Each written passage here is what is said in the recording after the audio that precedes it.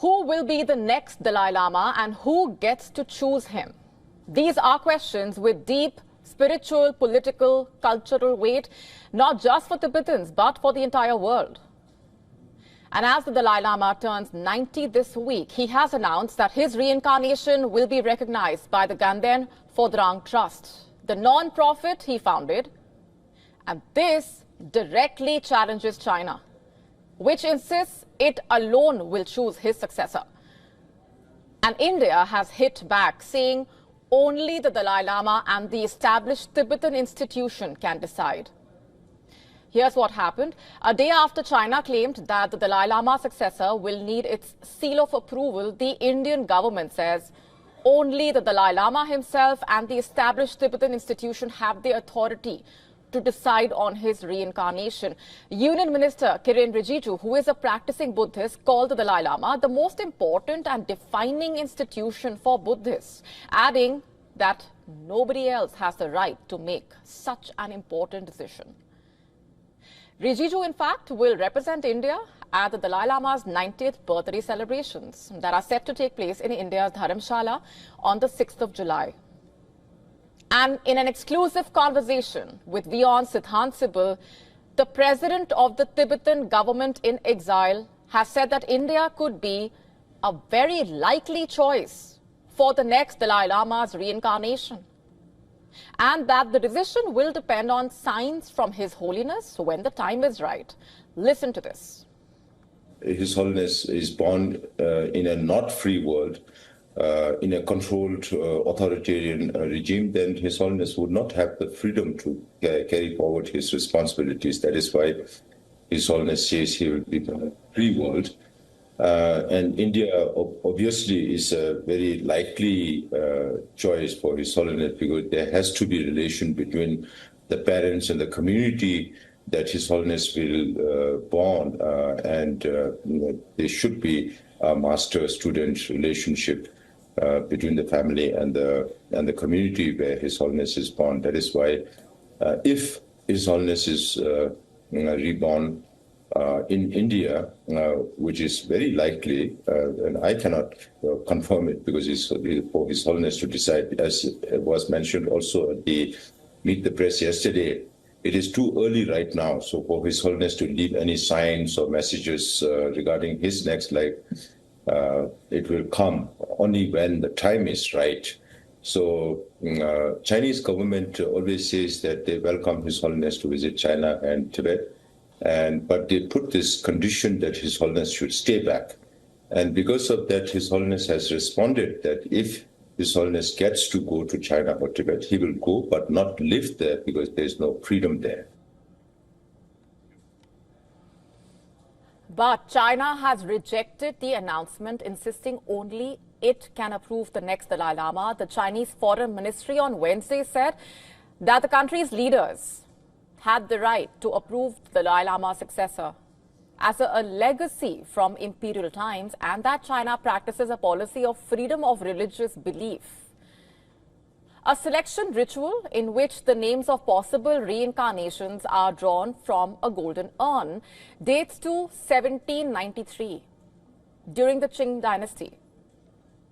The president of the Tibetan government-in-exile has called China's claim absurd. He says that a government that does not believe in any religion, saying that it will recognize reincarnate lamas, is absurd. He reiterated what experts have been saying. The Chinese government wants to control the Dalai Lama to control Tibet. But the president of the Tibetan government in exile has said, and I'm quoting, that will be a lifelong headache for them. And the stakes are high because China has used similar tactics earlier as well. This government says is that when they say it's a break from the tradition, they are talking about the use of golden urn, which was introduced in 1793. I have always been saying there have been 8 Dalai Lamas before the introduction of golden urn, which was mainly to be used as a political tool by the Chinese, and that was hardly or rarely used in the Dalai Lama cases or the Panchen Lama cases following 1793. In the year 1995, the Dalai Lama named 6-year-old Gedun Choike Nema as the 11th Panchen Lama, a crucial spiritual figure in Tibetan Buddhism. But 3 days later, Chinese authorities abducted him and his family. He has not been seen for nearly 30 years now. Instead, China installed its own Panchen Lama, who is now a senior Communist Party figure. But Tibetans in exile still see Gedun as the true Panchen Lama. It's very important. I feel his Institute of Dalai Lama is continuous, of course. It's very, very important. So not even for the Tibetan people, it's important for this Mother Earth. So it's very important. It's continuous. He always promised the people of the Tibetans, special for the Tibetans and inside the Tibet and outside the Tibet, he always promised, I come. If I come in a free country, not in a dictatorship on other countries, he comes in a free country and he continues his 14th Dalai Lama's job left. He can continue what this is. Beijing sees the Dalai Lama, who fled Tibet in 1959 after a failed uprising, as a separatist. But the Dalai Lama has made it clear his reincarnation will not be born under Chinese control. He has, in fact, urged his followers to reject anyone chosen by Beijing. And as the Dalai Lama celebrates his 90th birthday this weekend, the world is watching closely, because for Tibetans, his life and his reincarnation are more than just spiritual continuity. It is their hope for freedom. The Pentagon is over-reliant on Chinese suppliers. That dependence, a report warns, leave the United States dangerously exposed. The report by a US-based data analytics firm reveals that Chinese suppliers make up more than 9% of Tier 1 contractors for US defense programs. And these are not any low-level components. These are critical sectors like nuclear, ground missile defense, space, aviation, maritime, missiles, munitions, among others. The firm's 2025 National Security Scorecard further highlighting that while China has spent the past 30 years modernizing its military and Russia has ramped up wartime production, the US defense industrial base continues to lag and lacks flexibility, coordination, and also speed. Further pointing out that the link between what's needed on the battlefield and what America's defense industry can deliver are far apart. In fact, if US troops run short on weapons or spare parts, there is no fast or efficient way to actually get production moving. Many US weapon systems rely on parts and minerals that come from foreign countries, especially China. In the missile defense sector, Chinese firms account for over 11% of suppliers, while in the nuclear sector, the number is around 8%. But China still tops the list of foreign suppliers. In fact, the report found that Chinese suppliers to the US nuclear sector have jumped by nearly 46% in just 1 year. The report also highlighting America's dependence on critical minerals from China. Around 80,000 weapon parts in the US reportedly are made using minerals like germanium, tungsten, tellurium, and China dominates the global production of all 5 critical minerals.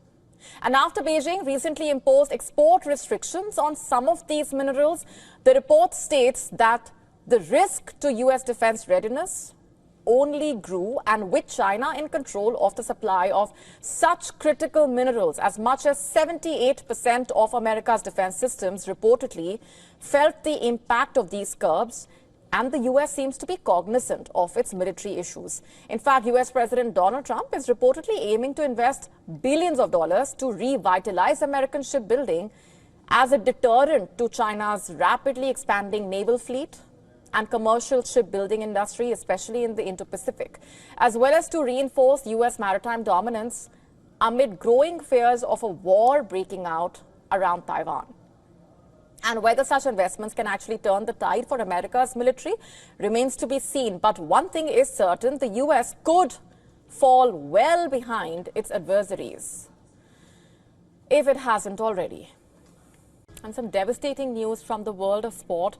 Liverpool and Portugal footballer Diogo Jota has died at the age of 28 along with his brother in a car crash in northwestern Spain.